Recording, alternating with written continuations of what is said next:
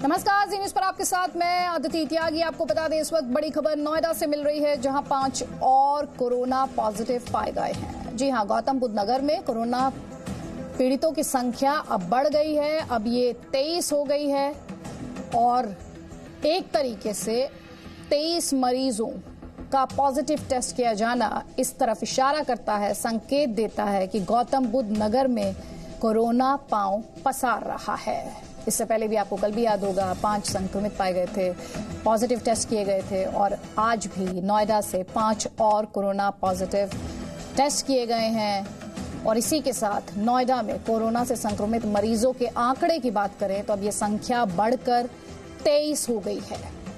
दिल्ली से सटा हुआ गौतम बुद्ध नगर, इसीलिए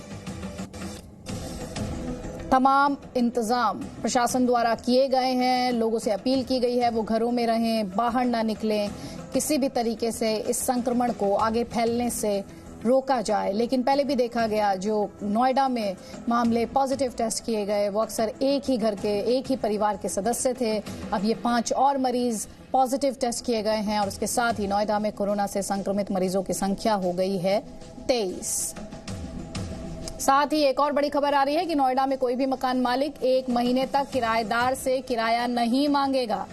मजदूरों को अलग अलग दफ्तरों में काम करने वालों से कोई भी मकान मालिक 1 महीने तक किराया नहीं मांगेगा। ये आदेश डीएम ने जारी किया है और इस आदेश में ये कहा गया है, अगर किसी मकान मालिक ने जबरन किराया मांगा तो 1 साल जेल और जुर्माना लगेगा।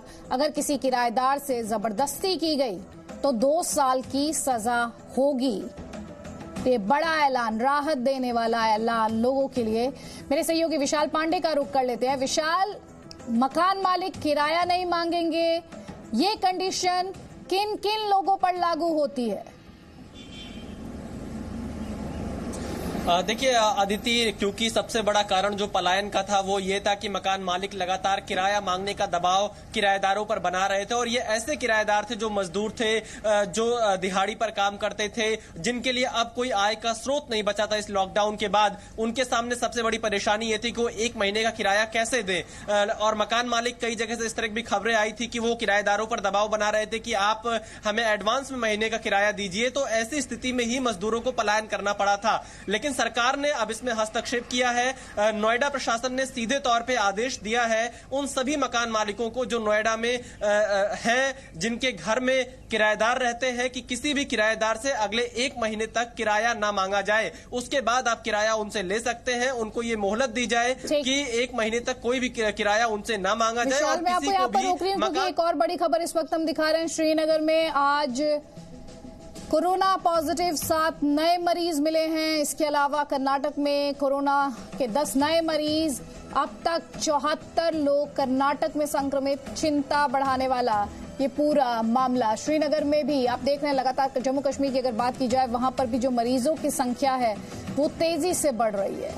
अब 7 नए मरीज श्रीनगर में सामने आए। थोड़ी देर पहले मैं आपको बता रही थी नोएडा में 5 लोग पॉजिटिव टेस्ट किए गए हैं। मेरे सहयोगी विशाल पांडे हमारे साथ हैं। विशाल, जिस तरह से अब ये मामले नोएडा, खासतौर पर हम बात कर रहे हैं जब नोएडा की, गौतम बुद्ध नगर की, ये बहुत चिंता बढ़ाने वाला, क्योंकि अब ये नंबर 23 पर पहुंच गया है।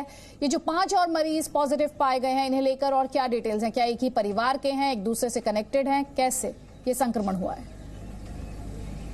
देखिए अदिति, 5 नए मरीज अभी कोरोना के सामने आए हैं और इसीलिए हम बार बार कह रहे हैं ये एक ऐसा समय है, ये कोरोना का संकट काल है और हर किसी को घर में रहना चाहिए।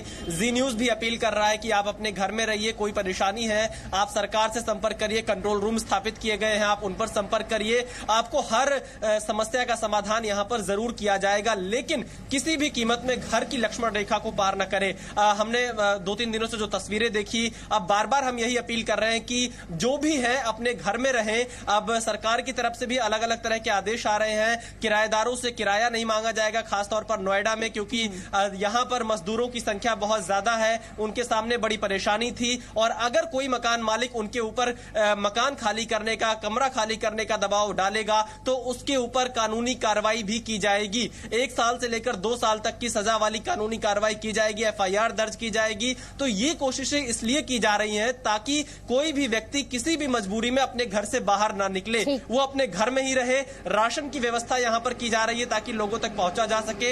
ये मामले लगातार बढ़ते जा रहे हैं, इसलिए सिर्फ और सिर्फ एक ही उम्मीद है कि अगर हम घर में रहेंगे तो ही सुरक्षित रहेंगे। अदिति, शुक्रिया विशाल।